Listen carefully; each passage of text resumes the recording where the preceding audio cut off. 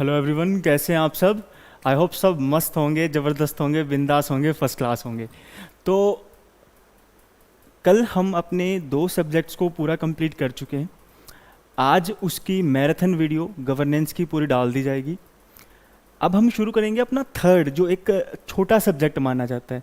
छोटा subject in the sense कि as per UPSC, as per civil services, हम consider करते हैं कि भाई जो 4 धुरंधर सब्जेक्ट है ना आपके, वो हैं हिस्ट्री, पॉलिटी, इकोनॉमी और ज्योग्राफी। राइट। इन 4 से अलग जो भी हैं उन सब, इसके अलावा जितने भी सब्जेक्ट हैं उन सबको चिरकुट सब्जेक्ट मानते हैं अपना, है ना। छोटे छोटे प्यारे प्यारे, जिनको छोटे टाइम स्पेन में कवर करके हम क्या कर सकते हैं भाई, अपना मार्क्स स्कोर कर सकते हैं। सो आज हम शुरू करने वाले हैं। ये दिख रहे होंगे आपको भाई अपने कमांडोज, है ना, पूरा गन वन लेके खड़े हैं। यहाँ पे अपने भारत का झंडा छपा हुआ है। तो भारत के झंडे को बचा रहे हैं ये अपने कमांडोज, ये अपने पर्सनल्स, आर्मी पर्सनल्स। तो बात है अब किसकी, इंटरनल सिक्योरिटी की। हमें जो अपना भारत देश है उसकी आंतरिक सुरक्षा, बाउंड्रीज के अंदर की जो सुरक्षा है उसको पढ़ना है। तो आज हम शुरू करेंगे अपना सब्जेक्ट जिसका नाम है क्या भाई, internal security. Right, internal security. Internal security होता क्या है, सबसे पहली बात, इंटरनल अंदर का, सिक्योरिटी सुरक्षा। Okay, internal security is the security of the country with in its borders. This basically implies maintenance of peace and law and order and uphold sovereignty of the country within its territory।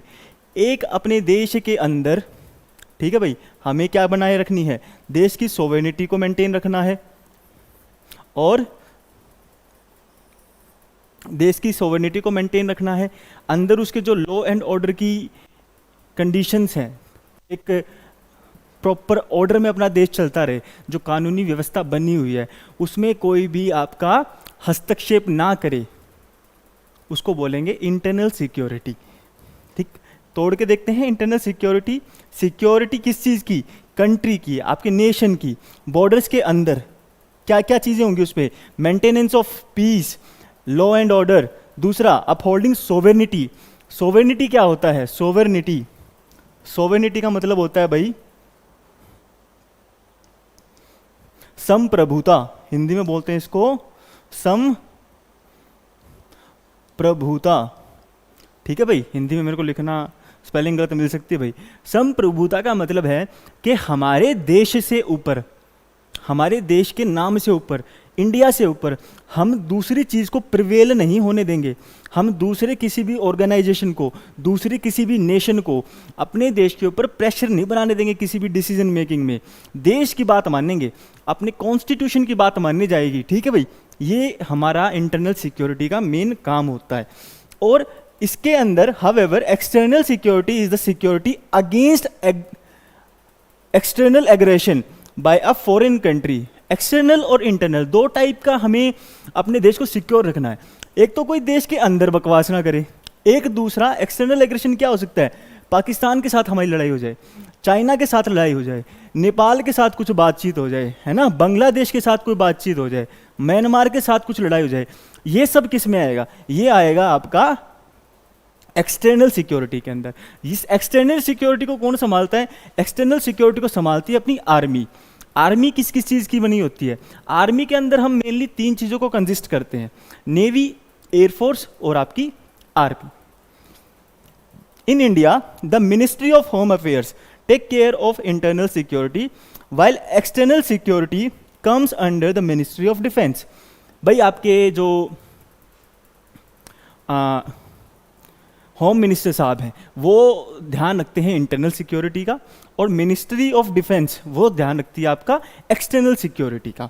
ठीक है, home minister कौन है आपके, Amit Shah, external ministers यानी defence minister कौन है? Rajnath Singh. Attributes of internal security, अपने internal security के एट्रीब्यूट्स क्या क्या हैं, क्या क्या उसको चीज़ें मेंटेन रखनी है, क्या क्या उसका कर्तव्य है। पहली चीज़ है कि अपने देश की जो टेरिटरी है उसको जोड़ के रखना, इंटीग्रेटेड रखना। कोई भी देश का भाग या पार्ट अलग से नया देश बनने की मांग ना करे, उसको भारत के यूनियन से बाहर ना जाने दे। तो इंटीग्रेटेड, अखंडता को मेंटेन रखना। Protect internal sovereignty, internal sovereignty के सरकार से ऊपर कुछ भी ना, कुछ भी नहीं है। अपना जो संविधान है, जो एक लॉ एंड ऑर्डर है, उससे ऊपर कुछ भी नहीं है। हाँ, कोई भी दूसरी अथॉरिटी उससे ऊपर नहीं है, अपने देश के संविधान से ऊपर। Maintain domestic peace, domestic peace का मतलब क्या हो गया कि अपने देश के अंदर दो कम्युनिटीज़ के बीच, दो रिलीजन्स के बीच, दो रीजन्स के बीच शांति बनाए रखना, मॉब लिंचिंग जैसी हरकतें ना हो, किसी भी दो समुदाय में लड़ाई ना हो। ये सब इंटरनल सिक्योरिटी का ही पार्ट है आपका, right. Prevalence of law and order, कानूनी व्यवस्था बनाए रहे।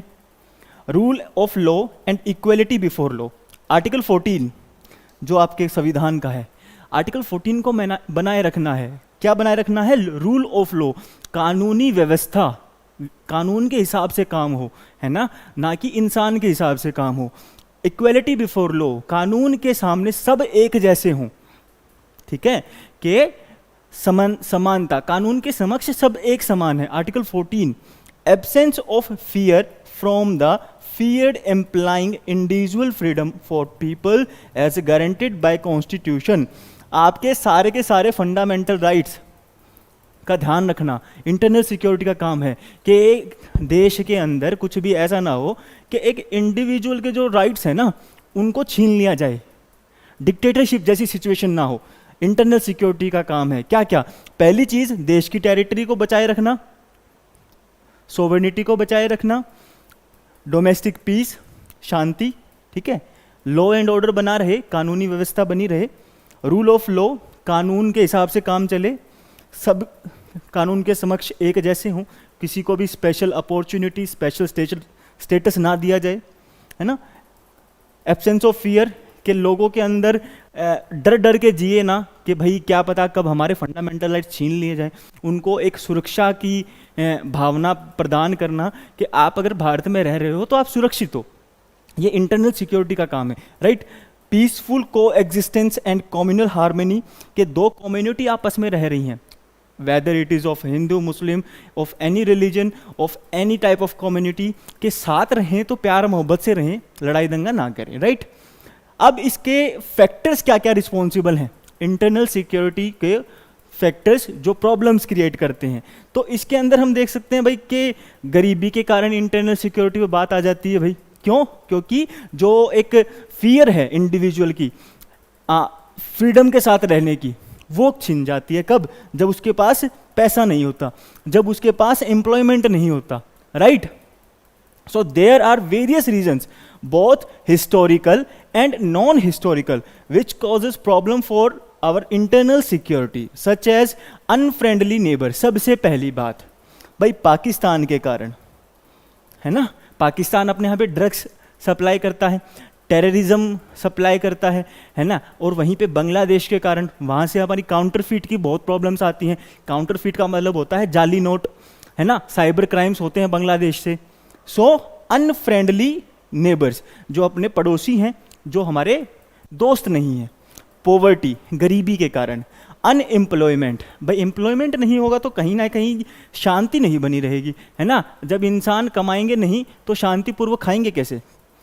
Inequitable growth and development, inequitable growth and development का मतलब क्या है कि आपने सुना होगा ना कि गरीब और गरीब होता जाता है और अमीर होता जाता है, तो इसको बोलते हैं इनइक्विटेबल।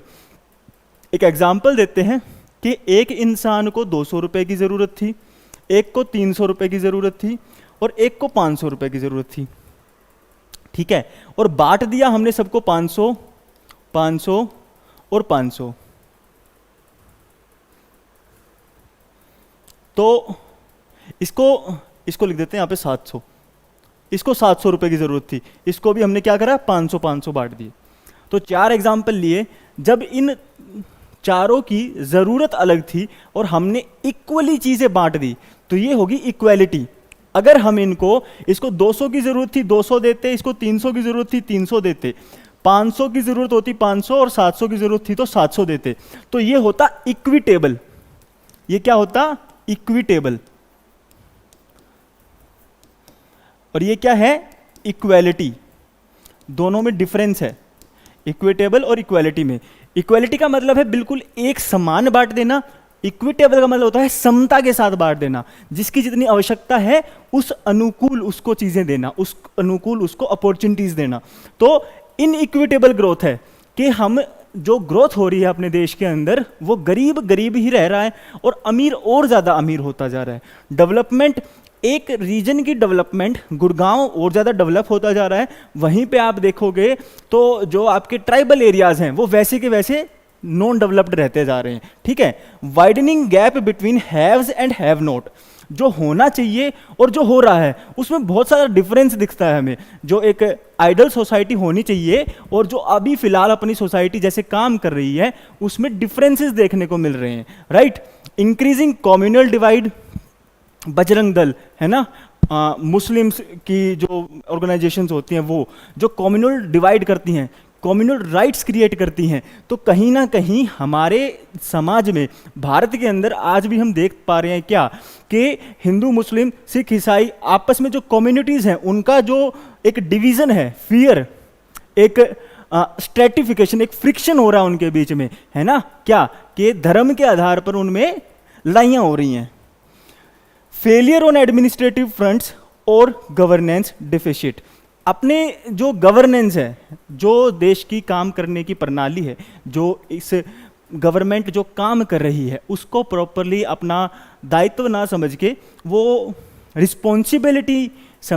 रिस्पॉन्सिबल ना समझ के अपने आप को फिर काम कर रही है, अपना सिर्फ काम अपनी तरफ से करने को कर रही है, अपना 100% नहीं दे रही है, तो उसको एडमिनिस्ट्रेशन में दिक्कतें आ रही हैं, प्रॉपरली अपना पूरा का पूरा मैकेनिज्म अपना 100% दे नहीं पा रहा है। तो इस कारण इंटरनल सिक्योरिटी पे थ्रेट्स हो रहे हैं आज के दिन अपने जो सोसाइटी के अंदर है।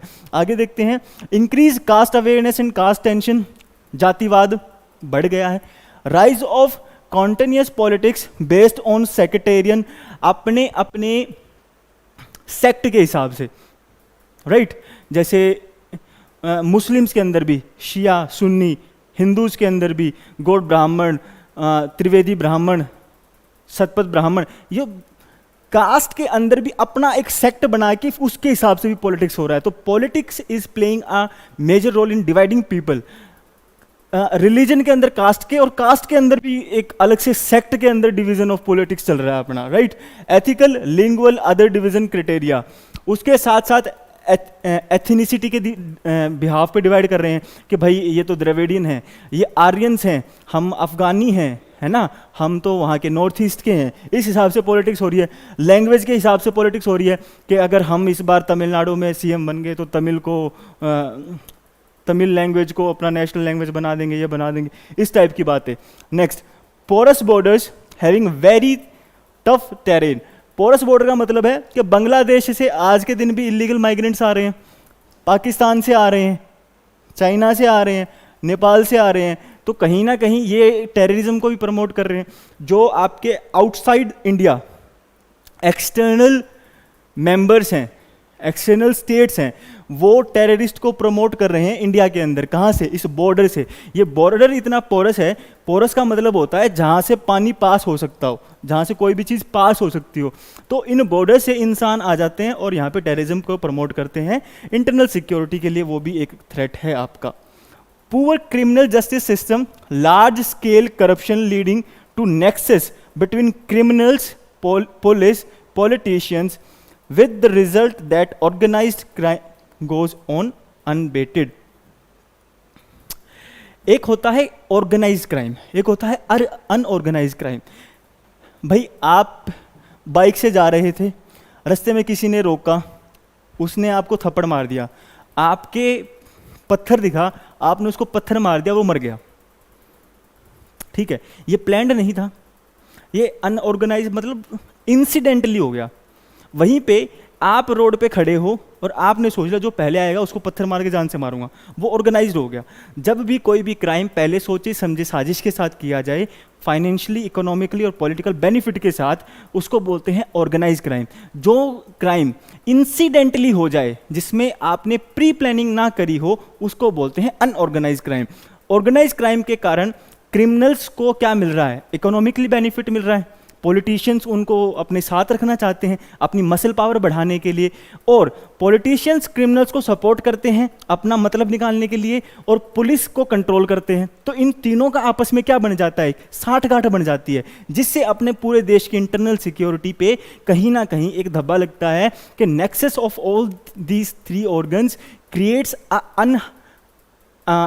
अनहार्मनी in our country, in internal security. Internal security doctrine क्या कहता है भाई? कि इंटरनल सिक्योरिटी के हिसाब से हम इसको सर्टेन फैक्ट्स के अंदर बांट सकते हैं। पहला क्या है? पॉलिटिकल, फिर है सोशो इकोनॉमिकल, फिर है गवर्नेंस, फिर है police and security forces, intelligence, border management और साइबर सिक्योरिटी। अब इसके अंदर सीधा सीधा मतलब है आपका कि पॉलिटिकल का मतलब है कि जो आपके लेजिस्लेचर्स हैं, जो आपके लॉ मेकिंग अथॉरिटी हैं, वो कैसे काम करती हैं, राइट। सोशो इकोनॉमिक, इसका इंटरनल सिक्योरिटी का क्या क्या काम हो सकता है कि सोशली तो एक हार्मनी बनी रहे सोसाइटी में, इकोनॉमिकली सबको बेनिफिट हो। अगर इंटरनल सिक्योरिटी आपकी स्ट्रांग होगी, आप व्यापार कहीं पे भी कर सकते हैं, आपके यहाँ पर ट्रेड होगा, लीगल ट्रेड होगा, इलीगल ट्रेड नहीं होगा, इकोनॉमिकली देश का बेनिफिट है, टैक्स जनरेट होगा देश का, राइट। गवर्नेंस, गवर्नेंस कैसे क्या काम करती है कि जब भी गवर्नमेंट कोई भी काम करेगी वो प्रॉपरली करे, अनबायस्ड होके करे, पार्टनरशिप ना दिखाए अपनी। पुलिस और सिक्योरिटी, भाई लॉ एंड ऑर्डर मेंटेन करने के लिए जब भी कोई भी सिक्योरिटी की बात आएगी तो आपको फोर्स का यूज तो करना पड़ेगा। तो सर्टेन पैरामिलिट्री फोर्सेस हैं आपकी, CAPF, ठीक है, इन सारियों को डिस्कस करेंगे। Border security force, BSF, okay. Intelligence, intelligence के अंदर इंटरनल देखेंगे, एक्सटर्नल देखेंगे। एक्सटर्नल जो इंटेलिजेंस को संभालता है देश के अंदर, वो होता है आपका रिसर्च एंड एनालिसिस विंग। वहीं पे जब देश के अंदर की बात आती है तो उसको संभालता है IB, इंटेलिजेंस ब्यूरो, ठीक है। तो इंटेलिजेंस ब्यूरो को अच्छे से पढ़ेंगे कि वो कैसे रोल प्ले करता है। बॉर्डर मैनेजमेंट बताया अभी, BSF। ऐसी आपकी और भी हैं, तिब्बत वाले बोर्ड के अलग अलग है, नेपाल के अलग है, बांग्लादेश के बॉर्डर की तो BSF ही आपकी, राइट। इन सबको देखेंगे। साइबर सिक्योरिटी, कि साइबर सिक्योरिटी कैसे इंटरनल सिक्योरिटी के लिए थ्रेट है, कैसे फिशिंग की जाती है, कैसे आपका हैकिंग की जाती है, इन सब में गवर्नमेंट का क्या रोल होता है, क्या क्या लॉज बना रहे हैं अभी, ये सारा पढ़ेंगे इंटरनल सिक्योरिटी डॉक्ट्राइन के अंदर। ये सारे आपके स्टेप्स हैं जो गवर्नमेंट लेती है इंटरनल सिक्योरिटी को स्ट्रॉन्ग बनाने के लिए, राइट। तो पहला जो टॉपिक आता है आपका, जो पहली कड़ी जुड़ती है आपकी कि इंटरनल सिक्योरिटी का सबसे पहला थ्रेट क्या है, तो आपने सुना होगा एक लेफ्ट विंग टेररिज्म।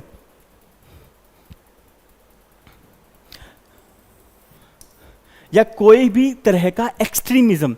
एक्सट्रीमिज्म क्या होता है? अब हम पढ़ेंगे पहली चीज कि ये जितने भी एक्सट्रीमिज्म है, एक्सट्रीमिज्म का मतलब होता है कि किसी भी एक चीज के एक्सट्रीम की सोच रखना, लास्ट हद की सोच रखना, कि उसमें उसका ज़्यादा से ज़्यादा पॉजिटिव या नेगेटिव दोनों हो सकती हैं, उसको बोलते हैं एक्सट्रीमिज्म। इसका जन्म कैसे हुआ भारत के अंदर? इनका दोनों में लिंक क्या है कि डेवलपमेंट क्या और एक्सट्रीमिज्म का आपस में क्या कॉन्ट्राडिक्शन हुआ, क्या कहीं पे भी डेवलपमेंट होगी तो वहाँ पे एक्सट्रीमिज्म लेफ्ट विंग होगा या राइट विंग होगा या क्यों होगा, वो पढ़ना है आज हमें। सबसे पहली चीज़, एक्सट्रीमिज्म होता क्या है? Extremism can be defined as an ideology considered to be far outside the mainstream attitude of a society or to violate common moral standards। एक मेन सोसाइटी की सोच थी ये, ठीक है। ये है बिल्कुल जो मेन स्ट्रीम सोसाइटी, हम जो आप और हम जो आम जनता है उसकी, इससे अलग जो बिल्कुल यहाँ पर आके किसी पर्टिकुलर मुद्दे पे या तो बिल्कुल राइट वर्ड उसकी सोच हो गई या उसकी बिल्कुल लेफ्ट वर्ड सोच हो गई। तो ये क्या हो गया? ये इसका लेफ्ट एक्सट्रीमिज्म हो गया, ये इसका राइट एक्सट्रीमिज्म हो गया, मेन स्ट्रीम का। तो कोई भी ऐसी सोच जो मेन धारा से बिल्कुल दूर जाके कहीं पे टिक जाती है, बिल्कुल दूर जाके कहीं पे टिक जाती है, तो उसको क्या बोलेंगे? Extremism. It means an ideology deflected from the main stream of common moral standards which can be perceived as good or bad depending upon the political and philosophical values। एक मेन स्ट्रीम से या तो बिल्कुल अच्छे की तरफ या बिल्कुल बुरे की तरफ वो चली जाती है सोच, पॉलिटिकली उस पे प्रेशर बनने के कारण या फिलोसफिकली उसकी सोच में परिवर्तन आने के कारण, तो उसको बोलते हैं extremism. Origin of left wing extremism in India, जो आपके देश में भारत के अंदर लेफ्ट विंग एक्सट्रीमिज्म है, उसका जन्म कैसे हुआ भाई? कैमरा ऑफ हो गया क्या? शायद वायरिंग में कुछ इशू आ गए, फिर से बंद हो गया।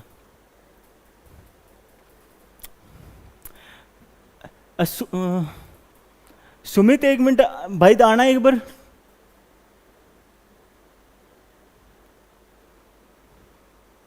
अब ठीक है शायद, अब ठीक।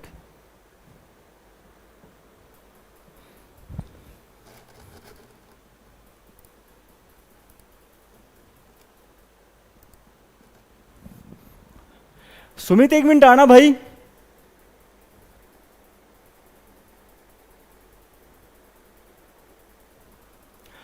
Sumit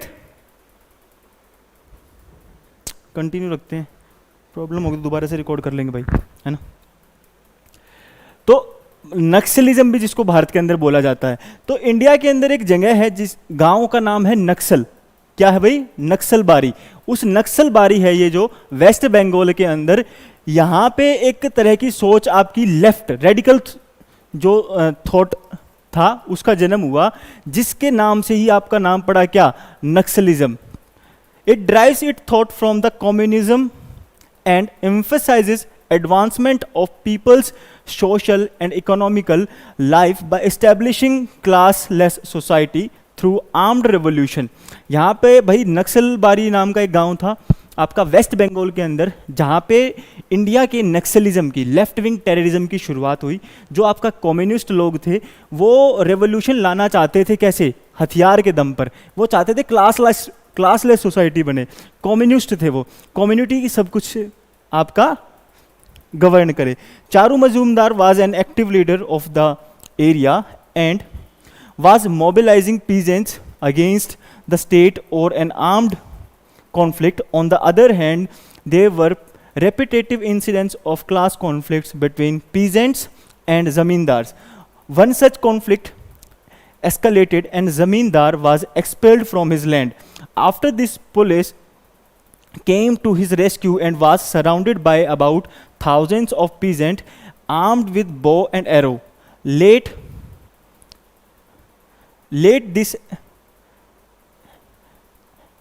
his etc. on one police officer was killed. Police force few days after responded with a brutal force and 9 women and 2 children were killed. भाई क्या हुआ? जो चारू मजूमदार नाम के एक इनके लीडर थे, उन्होंने इस मूवमेंट की शुरुआत कराई, जहाँ पे क्या था कि जो किसान थे ना, जो कृषि मजदूर थे, उनके ऊपर जो ज़मींदार थे वो अत्याचार वगैरह कुछ कर रहे थे भाई। तो उनका आपस में कॉन्फ्लिक्ट हुआ, जिसके कारण क्या हुआ कि पीजेंट्स ने उस ज़मींदार की ज़मीन छीन ली, उसको बंदी बना लिया। अब पुलिस उसको बचाने के लिए पहुंची वहाँ पे जब, तो पुलिस की और उन पीजेंट्स की मुठभेड़ में एक पुलिस वाले की मौत हो गई।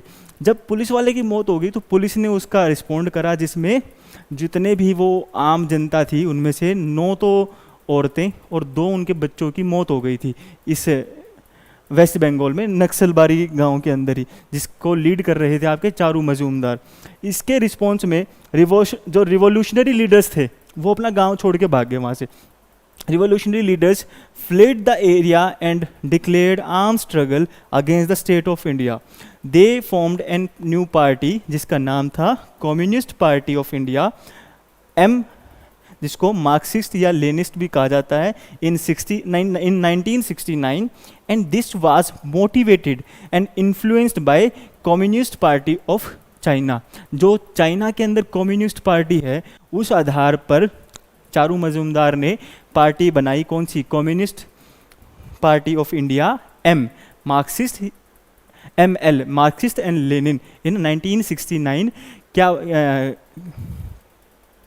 ये कब बनी थी भाई? जब पुलिस वालों ने वो 9 औरत और 2 बच्चों को मार दिया था, तो जो इसके लीडर्स थे वो उस एरिया को छोड़ के जंगलों में चले गए थे और उन्होंने इस पॉलिटिकल पार्टी को बनाया था भाई। आगे चलते हैं। अब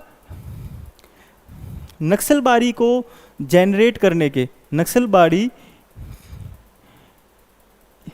या एक्सट्रीमिज्म बढ़ने के जो मेन रीजंस हैं वो 8 माने जाते हैं। पहला कौन सा है भाई? जल जंगल ज़मीन। जल जंगल ज़मीन के जो आपकी गवर्नमेंट है, जो इंडियन गवर्नमेंट थी, वो उन लोगों की, एक तो जो फॉरेस्ट राइट्स आए, फॉरेस्ट लॉज आए उनके अंदर, उनसे उनकी ज़मीन, उनका जंगल, उनका जल, ये सब छीन लिया गया। जल जंगल ज़मीन, disruption of age old age tribal forest relationship, violation of traditional land rights, land acquisition without appropriate compensation and rehabilitation। उनकी ज़मीन छीन ली, उनको रहने के लिए कोई जगह दी नहीं। जब वो शहर में जाएंगे तो उनके पास काम नहीं होगा। अब वो जंगल में तो राजा की तरह रह रहे थे, अब शहर में जाएंगे तो सब उनको जंगलियों की तरह देखेंगे, राइट। दूसरा फैक्टर है इकोनॉमिकल फैक्टर। वो क्या है? अब उनके पास अनएम्प्लॉयमेंट, जंगल छीन लिया, पहले तो जंगल में गुजारा हो जाता था उनका, है ना, वहीं पे रहते थे, जंगल को भगवान मानते थे अपना। गरीबी आएगी, अनएम्प्लॉयमेंट होगा, तो इंफ्रास्ट्रक्चर उनके पास है नहीं अच्छा खासा। आपके यहाँ पे तो अच्छे अच्छे घर बना के दे दिए गवर्नमेंट ने, आपको पैसा दे दिया जब आपसे ज़मीन, आपकी ज़मीन पे उन्होंने एक्वायर की, तो उनको तो इतना पैसा भी नहीं मिला। Lack of education, health facility, communication, electricity, rising gap between rich and poor. जो अमीर था वो अमीर होता चला गया, जो गरीब था वो गरीब होता चला गया ट्राइबल एरिया में। तो ज़मींदार तो अमीर हो गए, जो पीजेंट्स थे वो गरीब हो गए। तो इस कारण इकोनॉमिकल ये रीज़न थे जिससे इनका जन्म हुआ भाई, किसका? एक्सट्रीमिज्म का। सोशल क्या था? सोशल इनइक्वालिटी, ट्राइबल लोगों को शहर के अंदर आते थे तो इतना उनको इज्जत वगैरह नहीं मिलती थी, डिस्क्रिमिनेट किया जाता था। Denial of human rights, abuse of dignity of life. Political क्या क्या रीजन है? Lack of peoples participation in government, उनका पार्टिसिपेशन ही नहीं है। वो बेचारे पढ़ाई लिखाई नहीं करी तो अब वो सर्विसेज में कैसे आएंगे? तो गवर्नमेंट को उनके लिए लॉज बनाने चाहिए। जैसे आपका रिजर्वेशन मिलता है शेड्यूल ट्राइब के लिए, दैट इज गुड, है ना। इससे क्या होगा? उनका गवर्नमेंट के अंदर क्या होगा? एक स्टेक मिलेगा उनको। Governance deficit, lack of routine administration, complete absence of government machinery in remote areas, poor implementation of laws, mismanagement and corruption in government schemes। वहाँ पे कोई भी गवर्नमेंट स्कीम आती है कि आपको ट्राइबल एरिया में इस स्कीम को लागू कराना है, या फलाना फलाना स्कीम आ गई, आपको इतना पैसा अलॉट किया जाता है। जो वहाँ के बाबू लोग होते हैं, जो क्लर्क्स होते हैं, जो ऑफिसर्स होते हैं, वहाँ पे करप्शन इतना ज़्यादा कर देते हैं कि उन लोगों तक वो चीज़ पहुँच ही नहीं पाती, राइट। वहाँ पे रूटीन एडमिनिस्ट्रेशन के जो जांच पड़ताल होनी होती है वो भी नहीं हो पाती। वो क्यों नहीं हो पाती भाई? एक तो जो आपके एडमिनिस्ट्रेशन करने वाले हैं उनके अंदर भी फियर है जंगली लोगों का, ट्राइबल एरिया का। दूसरा, ट्राइबल एरिया वाले लोगों को भी फियर है, जो ऑफिसर्स होते हैं उनका, कि आएंगे यहाँ पे बदतमीजी करेंगे, राइट। सो दोनों में हार्मनी तो बनानी पड़ेगी, इंटरनल सिक्योरिटी चाहिए तो। 6th है एथनिक। लोग भेदभाव करते हैं, ये जंगली लोग हैं, हम शहरी लोग हैं, हम पढ़े लिखे लोग हैं। ज्योग्राफिकल, उनकी ज्योग्राफिकल कंडीशंस अलग हैं, उनका रहने खाने का तरीका अलग है हमसे, और हमारा अलग है उनसे। सो हम क्या करते हैं? इंटरमिंगलिंग करने की कोशिश करते हैं। हम जानबूझ के उनके कल्चर में घुसने की कोशिश करते हैं, उन पे अपना कल्चर थोपने की कोशिश करते हैं। हिस्टोरिकल, वो पिछले टाइम से ही जंगल में ही रहे हैं, तो उनको इतना छेड़खानी करनी नहीं चाहिए, हमें उनकी इतनी छेड़खानी करनी नहीं चाहिए, पर फिर भी करते हैं। अब इतनी छेड़खानी करेंगे तो भाई अगर आप सोते शेर के उंगल करोगे तो शेर को गुस्सा तो आएगा ना। तो जंगली लोग, जो ट्राइबल लोग हैं, उनको थोड़ा सा फ्रीडम भी देनी चाहिए, इतना उनका इतना नहीं घुसना चाहिए उनके काम धाम में, the major issues faced by tribal in the eastern India. अब ट्राइबल इश्यूज भी आपके दो पार्ट में डिवाइडेड होंगे, कौन से में? एक तो आपका नॉर्थ ईस्ट में, जैसे ये भारत का आपका मैप देखेंगे आप,